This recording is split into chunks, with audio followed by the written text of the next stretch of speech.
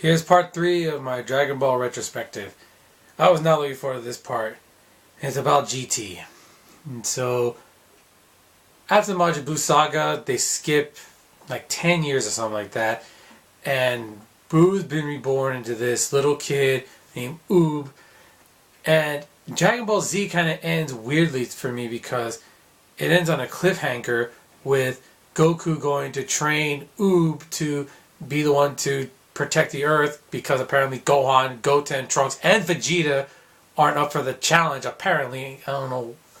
It's kind of stupid to me, but it's left at that cliffhanger. And I remember before I started watching it in Spanish first, a couple of my friends who had already watched it in Japanese and in Spanish were telling me, "Don't watch it. It's terrible. It's horrible. It's nothing like Dragon Ball Z. You'll hate it." And I'm not the kind of guy who just, who follows the crowd in a sense, because I like to make my own, my own little, I make up my mind about things, apparently. That's what I'm trying to say. I just want to make up my own mind and say, maybe it's not as bad as people say it is. Oh boy, I wish I had listened. Because this sucked. Big time. And the thing about it is that, first of all, anyone not named Goku is useless in this. I mean, they completely destroy Trunks, Gohan, Goten, and Vegeta. I mean, Vegeta is the coolest guy after they ruined Gohan, but Vegeta would never have let himself slack off to the point where he couldn't even go Super Saiyan 3, or it didn't even look like he could go Super Saiyan 2, because every time he would power up, it looked like just regular Super Saiyan. And so, this was pathetic. And then Oob, who was supposed to be the new protector, who's going to protect the world if Goku fails, in the first big story arc with Baby, he gets destroyed twice. And the second time, it's after he absorbed the power of Fat Buu, so he should be twice as strong, but no, he still gets destroyed. Now, not to make this whole video seem negative, I will say one thing I do like about it is the design of Super Saiyan 4. Goku's and Vegeta's Super Saiyan 4 designs are pretty interesting and kind of badass as well. So I gotta say, I like that part of the series. The transformations were cool, especially the first time that Goku and Vegeta transform into Super Saiyan 4. It's badass, and it's kind of cool to see that transformation. Unfortunately, Goku's the only one that could do it naturally. Vegeta has to have help, but that's another thing. Goes to the uselessness of everybody else. But also, why the hell did they make Goku a kid again? That made no sense. And not to mention, why is there another set of Dragon Balls that apparently were made when Piccolo and Kami were one being?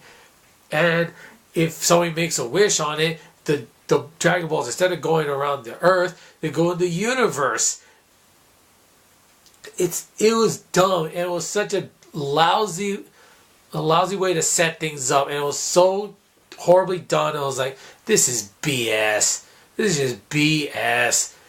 And it didn't get any better from there, because every story arc basically sucked. It came down to everyone's useless except for Goku. And with Baby, who had an interesting backstory and a reason why he would be against the Saiyans, when he would take over somebody, he would take over like that. There was no sort of struggle. After Trunks turned Super Saiyan the first time and expelled Baby, every other time nobody was able to expel Baby. Not even Vegeta. This is a guy who fought Bobby's mind control off while letting Bobby plant that M on his forehead in order to augment his power, but still refusing to do whatever Bobby wanted him to. And so, there'd be no way that Vegeta wouldn't be able to overcome any sort of mind control or a possession that Baby did to him. But he did. He took over Vegeta easily. That was pathetic, and it was stupid. And then, with the whole everybody coming out of hell, why did nobody turn Super Saiyan when they were first taking down the other denizens from hell? I mean, yes, Goten and Trunks take a bunch of the weaklings out pretty easily. Nappa just gets killed by Vegeta again. But when Vegeta fights 17, he should have turned Super Saiyan because he knows he needs the Super Saiyan transformation to defeat 17. And Gohan doesn't even turn Super Saiyan to go up against Rildo from the Baby Story arc. He was not that good of a villain anyways. And that fight was pretty damn pathetic itself. That whole thing was just nonsense, and it just served as a way to show that the Dragon Balls had been cracked. And now you have these evil dragons, and of course, who has to save the day? Because everybody else is useless. Goku.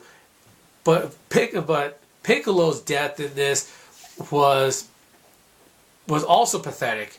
And you have to die so that the Black Star Dragon Ball can come back and destroy another planet. I was like, this is pathetic and this is stupid. There's supposed to be a heart-wrenching tear-jerker, but I didn't feel a damn thing when he died because all the thing is like, this is dumb. This is a terrible story. I don't know why I'm watching this, but like a trooper, I powered through it to try and get through everything. And then the last arc, the Dragon Story arc, is the evil Dragon Story arc, is at least short, and it ends the series on a very down note.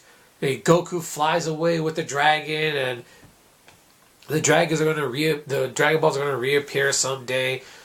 And then it fast forwards 50 years where Pan is an old woman and watching her grandson fight in the World Championships against Vegeta Jr. I was like, this whole series has left a bad taste in my mouth. And it left a bad taste in a lot of fans' mouths because I've talked to a lot of people about Dragon Ball GT.